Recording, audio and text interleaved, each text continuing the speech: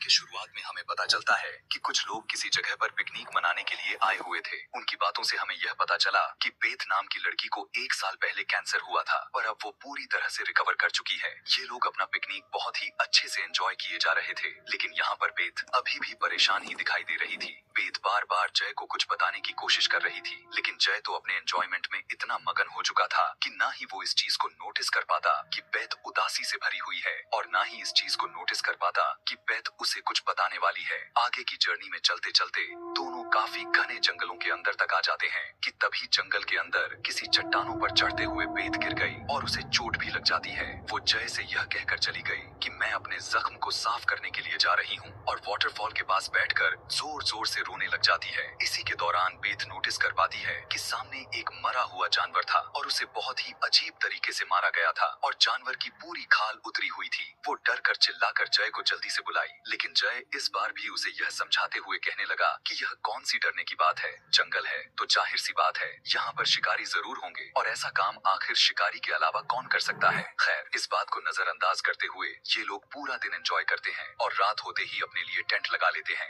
बातें करते हुए इन्हें दोबारा से गोली चलने की आवाज आती है और तब जय उससे कहता है कि मैंने कहा था ना, जरूर यहाँ पर शिकारी होंगे, इसीलिए टेंशन लेने की कोई जरूरत नहीं है, चलो अब सोते हैं। किसी अजीब सी आहट से आधी रात में ही बेथ की आंख खुल गई। उसे लग रहा था कि उसके टेंट के बाहर तो जरूर कोई है। चेक करने के लिए जैसे ही वो बाहर गई तो आसपास तो उसे कोई दिखाई नहीं दिया, इसीलिए वो थोड़ा दूर जाकर उसने चेक करने का फैसला किया कि तभी अचानक से उसके सामने जय भी आ गया। वो हैरान थी कि उससे पहले जय यहाँ पर कैसे पहुँच गया, हालांकि वो तो उसे टेंट में छोड़कर आई हुई थी। यहाँ पर जय कहने लगा कि तुम क्या बात कर रही हो, मैं तो पिछले 15 मिनट से टेंट में नहीं हूँ। ये सुनने के बाद तो डर के मारे बेथ काफी घबरा सा जाती है। उसने खुद देखा था कोई तो था टेंट के अंदर, जिसे बेथ जय समझ लिया था। जब ये दोनों भागकर टेंट को चेक करने के लिए जैसे ही जाते हैं तो देखते हैं कि अब वहाँ पर कोई भी नहीं था और इनके टेंट को बहुत ही बुरी तरह से फाड़ फोड़ दिया गया था। इससे साफ साफ पता चल रहा था कि यहाँ पर कोई तो था जो आया हुआ था। इनके टेंट के ऊपर जगह जगह चिपचिपा लिक्विड टाइप कुछ टपक रहे थे, जिससे जाहिर हो रहा था कि यहाँ कोई जानवर तो नहीं होगा, यहाँ पर जरूर कोई ऐसी चीज है जिसके बारे में बेथ और जय को कुछ पता ही नहीं है। एकदम अचानक से इन्हें बहुत ही खौफनाक वाली आवाज सुनाई दे पड़ती है।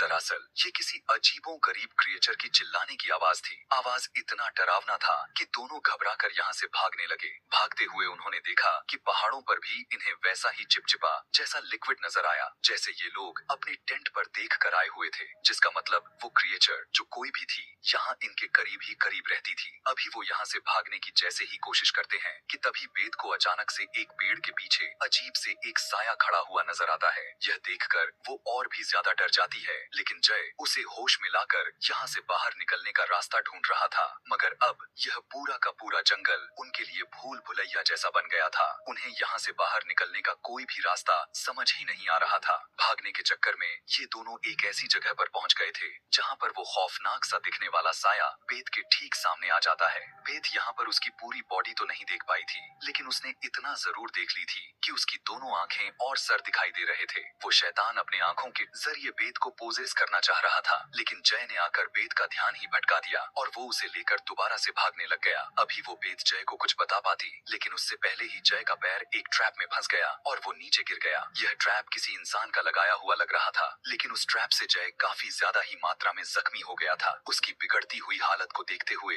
बेथ उसके लिए पानी लाने का डिसाइड करती है, लेकिन आसपास पानी का उसे कोई भी झरना नजर नहीं आ रहा था कि तभी उसी वक्त उसे वहाँ पर एक कुआं नजर आया तो वो उसकी तरफ बढ़ जाती है। मगर कुएं के अंदर पानी की जगह जानवरों के साथ साथ इंसानों की लाशें लटकती हुई दिखाई दे रही थी। यह देखकर वो डर गई और समझ भी गई कि ये उसी शैतान का ठिकाना है जिससे वो भाग रहे हैं। डर कर चिल्लाते हुए बेथ यहाँ से भागने की कोशिश करती तो है, लेकिन पेड़ों के बीच बनाए गए एक जाल के अंदर फंस जाती है और अब उसे मारने के लिए वो साया भी बेथ के सामने आ जाता है। लेकिन इससे पहले कि वो उसे मार पाता, बेथ को कोई उसके मुंह को दबाते हुए उसे अंदर खींच लिया। दरअसल वो शख्स उस साया से बेथ को बचा लिया था। कुछ देर के बाद वो बेथ को उसी रास्ते पर लेकर आता है जहाँ पर पहले जय भी था और फिर जय को अपने कंधे पर डालते हुए उन दोनों को लेकर चला गया। वो अपना नाम क्वीन बताता है। वो बताता है कि बेथ ने अभी अभी जिस क्रिएचर का सामना किया हुआ है उसका नाम विंडिगो है। वो बहुत से जानवरों और इंसानों का शिकार कर चुका है और मैं उसका शिकार करने के लिए यहाँ पर आया हुआ हूँ। विंडिगो का नाम सुनकर जय काफी डर गया था, क्योंकि उसने विंडिगो की बहुत सी कहानियां सुन रखी थी और वो बेथ को बताता है कि ये जंगल में खोए हुए इंसानों का अपना शिकार बनाता है। मैंने बहुत सी इसी के बारे में कहानियां सुनी हुई थी, पर मुझे लगता था कि ये सारी बातें झूठ होंगी, मगर अब लगता है कि हम उसका शिकार बन चुके हैं। जय की हालत अब बहुत ही ज्यादा मात्रा में बिगड़ी हुई दिखाई देने लग गई थी। बेथ क्वीन से कहने लगी कि प्लीज आप हमें यहाँ से बाहर जाने का रास्ता बता दें, क्योंकि अगर जय का इलाज नहीं हुआ तो वो मर जाएगा। क्वीन बताता है कि मैं भी तुम्हारी ही तरह इसी जंगल के अंदर फंसा हुआ हूँ। दरअसल मैं अपने वाइफ के साथ यहाँ पर आया हुआ था, मगर मेरी वाइफ पर भी अचानक से विंडिगो ने अटैक करके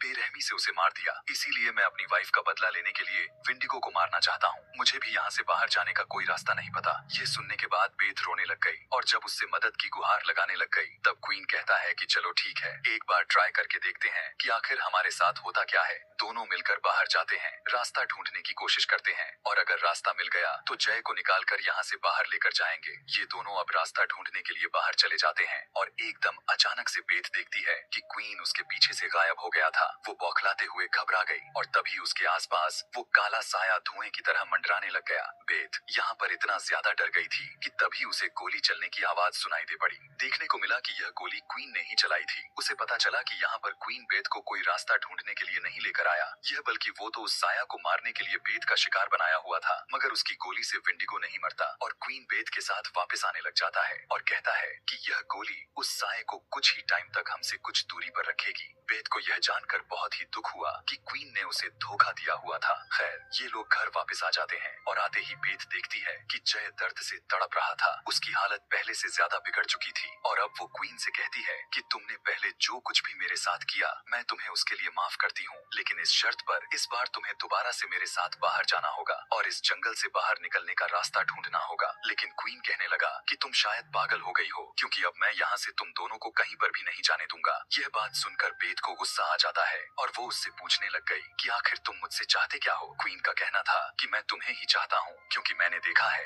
विंडिगो जिस इंसान को देखता है उसे मार देता है, लेकिन उसने तुम्हें नहीं मारा, क्योंकि उसे कुछ बॉडीज ऐसी भी चाहिए होती हैं जिसके ऊपर वो अपना पूरा कब्जा जमा सके, और कब्जा जमाने के लिए उसे कमजोर बॉडीज चाहिए होती हैं। और मुझे यह बात काफी अच्छे से पता है कि तुम इस टाइम काफी बीमार हो चुकी हो, और बीमार लोग विंडिगो का अच्छा शिकार बनते हैं, और जब वो तुम्हारी बॉडी पोजेस करने के लिए जैसे ही आएगा, मैं तभी उसे जान से मारना चाहता हूँ। बेथ उसकी ऐसी बातें सुनकर घबरा गई थी। जो सच्चाई उसने अभी तक उसने अपने हस्बैंड को भी नहीं बताई हुई थी, वो सच्चाई क्वीन और विंडिगो को आखिर कैसे पता थी। असल में कैंसर ट्रीटमेंट के बावजूद भी उसकी टेस्ट रिपोर्ट दोबारा से पॉजिटिव आ गई थी, यानी उसे यह कैंसर दोबारा से हो गया था, और यही बात वो हमेशा से जय यानी अपने हस्बैंड को बताना चाहती थी। क्वीन बेथ से कहने लगा कि मैं तुम्हारा दुश्मन नहीं हूँ, मेरी बात मान जाओ। मैं जानता हूँ कि अगर तुम दोनों बाहर गए भी तो विंडिगो तुम्हारे साथ वही हश्र करेगा जो उसने मेरी वाइफ के साथ किया था। यहाँ पर बेथ परेशान होकर सहम सा जाती है, क्योंकि उसे पता चल गया था कि क्वीन उसे बाहर जाने नहीं देगा। वो उसके सोने का इंतजार करती है और फिर यहाँ से बाहर जाने का रास्ता ढूंढ रही होती है कि तभी उसे क्वीन का घर यानी यहाँ पर जो वो छिप कर रहा करता था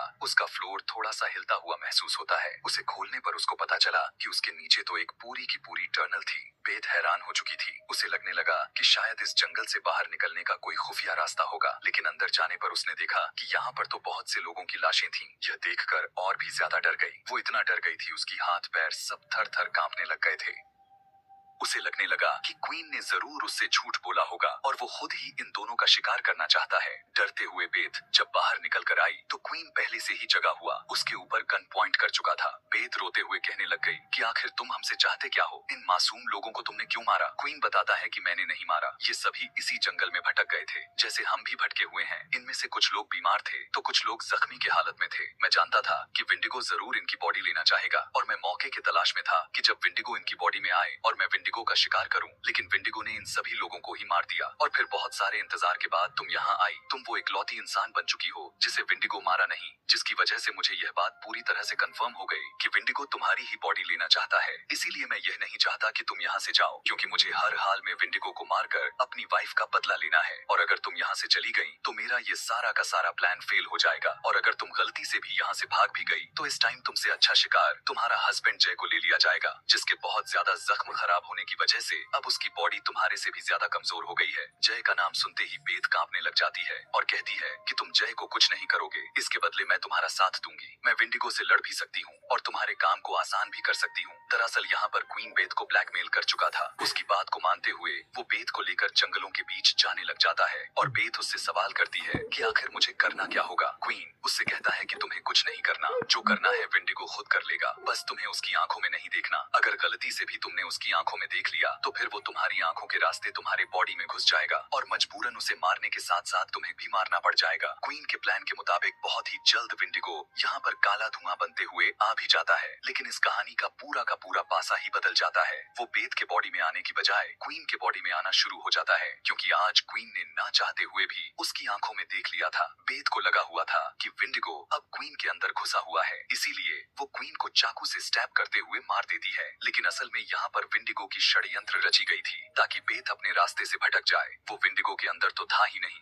बस उसने क्वीन के अंदर जाने का नाटक किया हुआ था और अब वो सीधा बेथ को अपने कब्जे में ले लेता है और सीधा उसे घसीटते हुए उसी कुएं में लेकर जाने लगा जहाँ पर पहले भी एक बार बेथ जा चुकी थी। बेथ यहाँ पर बहुत ज्यादा डर जाती है क्योंकि ये कुआं बहुत ही ज्यादा डीप था और अब बेथ को पूरी तरह से यकीन हो गया था कि उसकी जान नहीं बचने वाली, क्योंकि वो इस कुएं से बाहर निकल ही नहीं पा रही थी। थक हार कर बेथ जोर से चिल्लाती है और कहने लग गई कि हाँ ठीक है, मैंने हार मान ली है, इस तरह से और भी तड़पते हुए आगे की जिंदगी नहीं गुजार सकती। आ जाओ, ले लो अब मेरी बॉडी। उसकी इतनी सी बात कहते ही दोबारा से विंडिगो यहाँ पर आ जाता है, जो कि अब अपने असली रूप में आया हुआ था। दिखने में वो बहुत ही ज्यादा मात्रा में भयानक लग रहा था। बेथ की बॉडी के अंदर जाने के लिए उसे बेथ की आंखों में देखना था, लेकिन बेथ ने तो अपनी आंखें खोली ही नहीं, बल्कि उसकी मौजूदगी को महसूस करते हुए अपने हाथ में पकड़े हुए चाकू से सीधा विंडिगो के सीने में अटैक करके स्टैब कर दिया और इस तरह से विंडिगो पहली दफा किसी इंसान के जाल में फंस गया था। बेथ ने जब इस बात को महसूस किया कि विंडिगो काफी इंजर्ड हो चुका है, तब उसने अपनी आंखें खोली और विंडिगो पर लगातार वार करने लग गई, यहाँ तक कि उसे लगा कि विंडिगो अब मारा जा चुका है और अब उसकी जान बच चुकी है। इतना करने के बाद बेथ यहाँ पर अकेले ही अपनी जीत की खुशी मना रही थी। उसे ऐसा लग रहा था कि जैसे उसने विंडिगो को मारकर उसे नई जिंदगी मिल चुकी है।